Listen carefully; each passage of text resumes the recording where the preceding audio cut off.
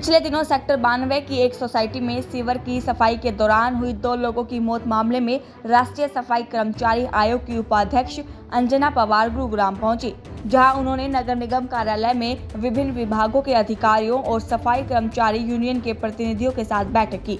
इस दौरान हैरत की बात ये रही कि सफाई कर्मचारी आयोग की उपाध्यक्ष अंजना पवार ने 16 अक्टूबर से चली आ रही सफाई कर्मचारियों की हड़ताल पर कुछ भी बोलने से साफ इनकार कर दिया। उन्होंने कहा कि उन्हें पता ही नहीं कि गुरुग्राम में कर्मचारियों की हड़ताल चल रही है।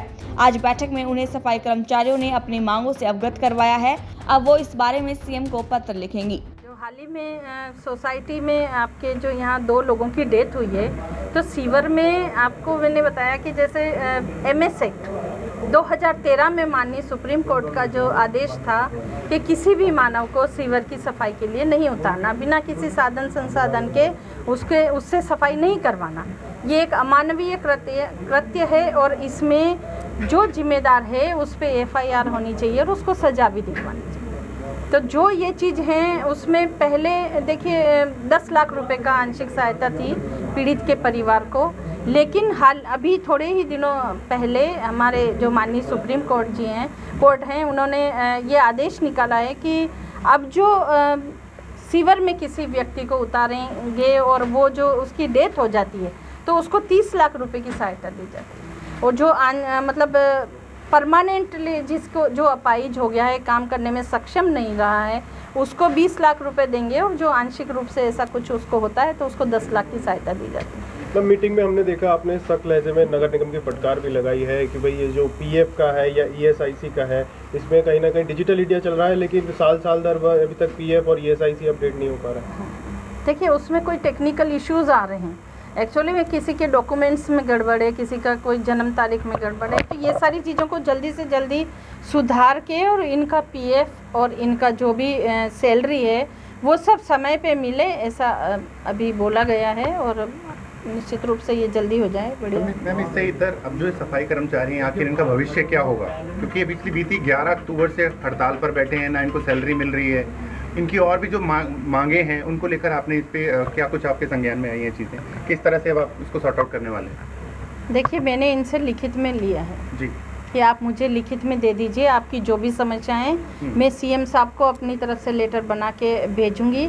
और इनकी जो समस्या है उसके लिए विचार बनाएंगे। जो भी करूंगी मैं अपनी तरफ से कार्रवाई करूंगी। तो आप क्या उम्मीद करें कि इनकी हड़ताल अब जल्दी खत्म हो जाएगी? देखिए ये मैं नहीं कह सकती कि हड़ताल ख़त्म होगी या नहीं होगी, क्योंकि मैंने अपनी तरफ से कोशिश करी है, अब मानना नहीं मानना इन लोगों के हाथ।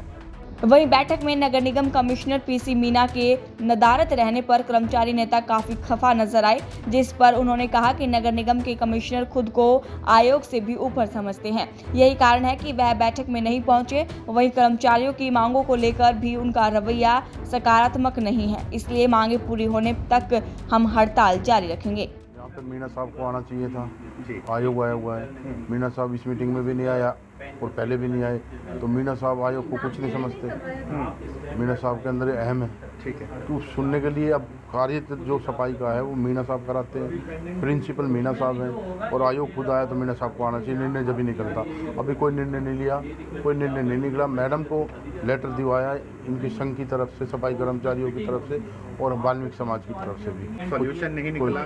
गुरुग्राम में इस तरह के कूड़े के ढेर लगते रहेंगे और ये हड़ताल अभी बंद नहीं होगी जब तक। मैडम कह रही है मैं CM साहब को लेटर लिखूंगी, लेटर लिखने से अगर इनका भला होता है तो भी टाइम लगेगा, वो एकदम तो होगा नहीं। कितने दिन का आपसे टाइम मांगा है कि इतने दिन के अंदर ये आपको दोबारा सूचित करेंगे, दोबारा आपसे आके मिलेंगे? ये समाधान हो ही नहीं सकता इनका।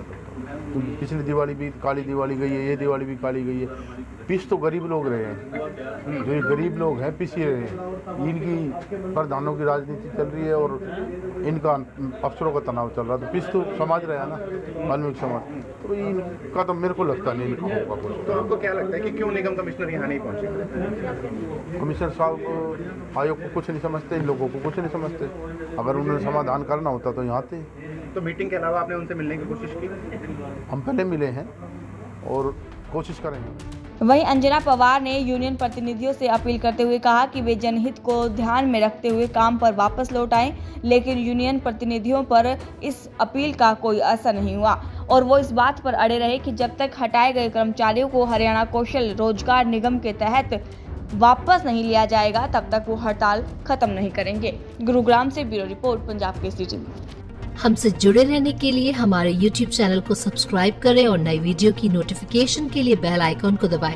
अगर आप ये वीडियो Facebook पर देख रहे हैं तो लाइक जरूर करें और ज्यादा से ज्यादा शेयर करें। धन्यवाद।